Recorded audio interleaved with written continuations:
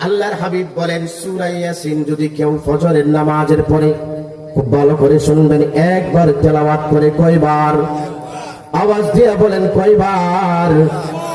নবীজি বলেন আমার উম্মতের বান্দা বান্দির মধ্যে হইতে কেউ যদি ফজরের নামাজের পরে সূরা ইয়াসিন তেলাওয়াত করলো, আল্লাহর হাবিব ডাক দিয়া বলেন এই সূরা ইয়াসিন তেলাওয়াতকারীর আমলনামায় আল্লাহ তাআলা এই পরিমাণ সওয়াব দান করেন। বলে কি পরিমাণ সওয়াব দান করেন? আপনার আমার আমলনামায় কোরআনে কারীমের সূরা ইয়াসিন তেলাওয়াত করার কারণে নবীজি বলেন তার আমলনামার ভিতরে